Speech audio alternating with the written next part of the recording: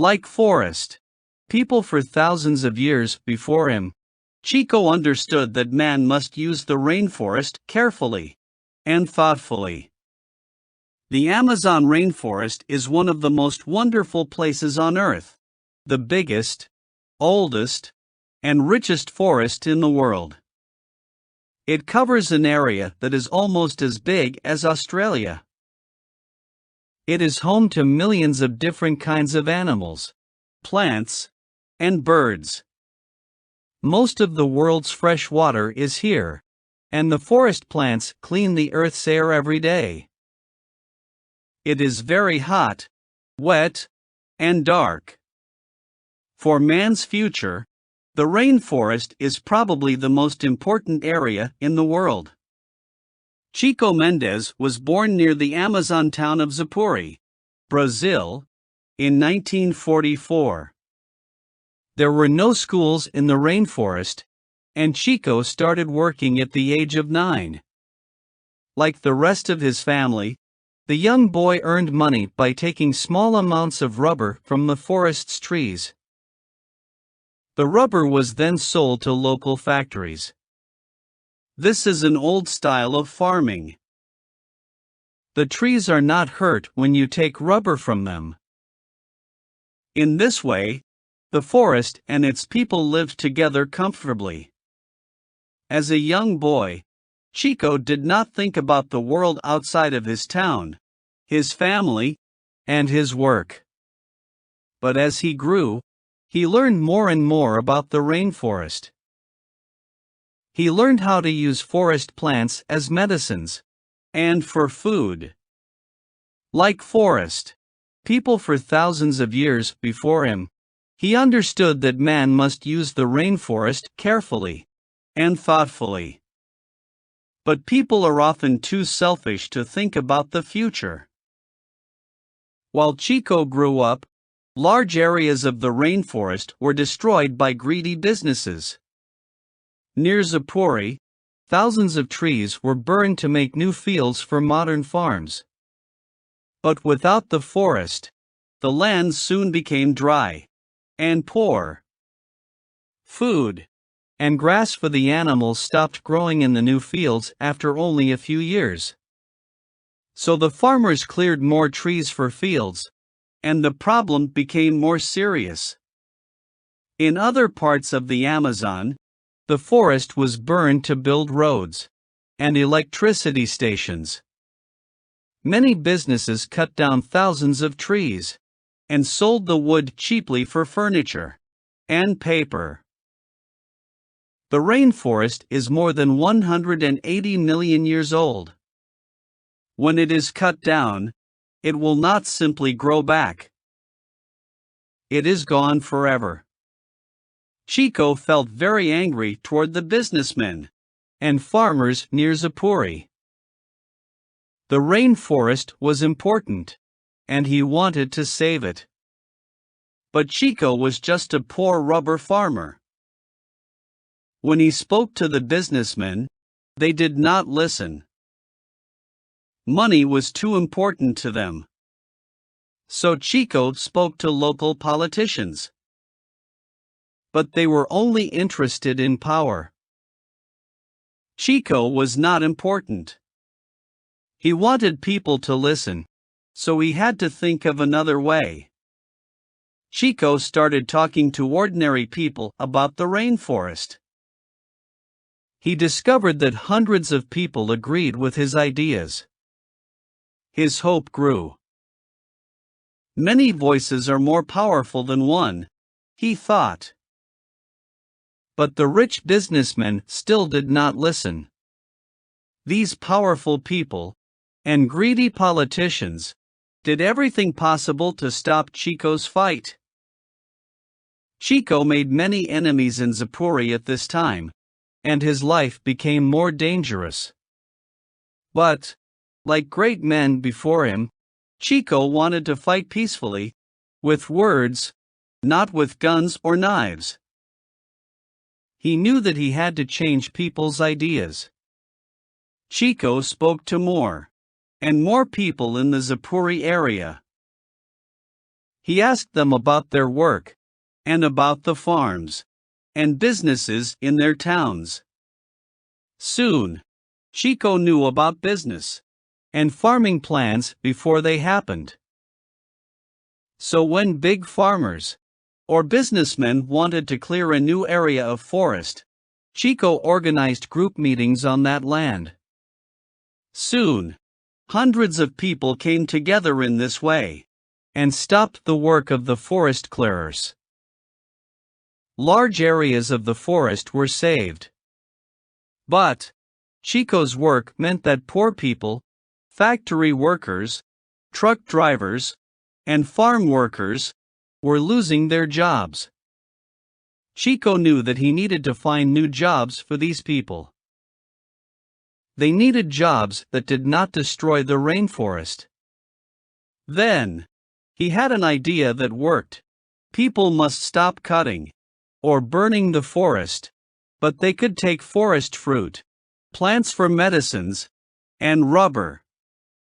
People will look after the forest if they earn money from it.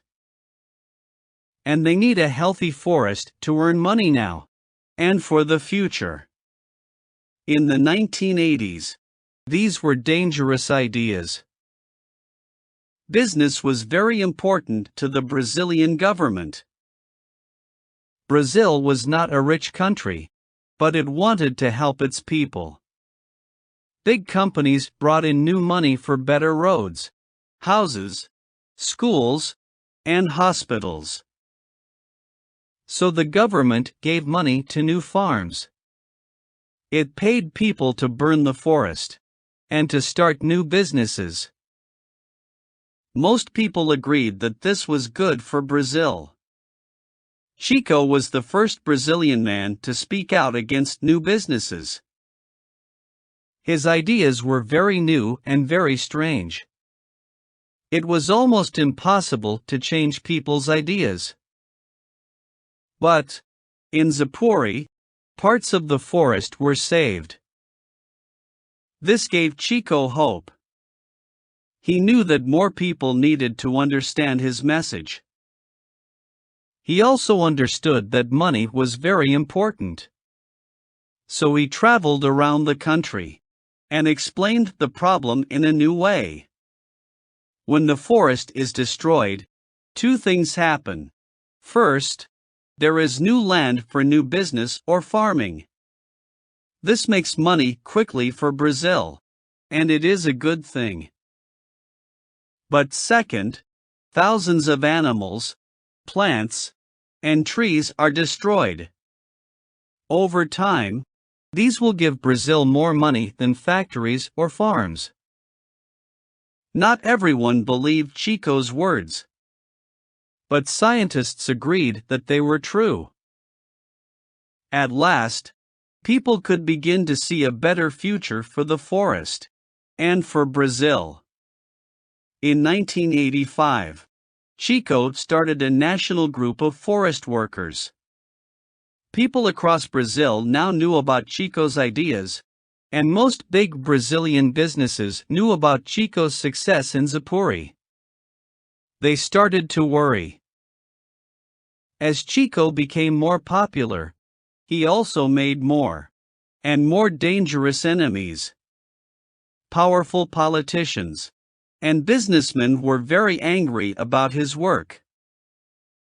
Businessmen gave politicians large amounts of money and asked for help, and the politicians used their power against Chico.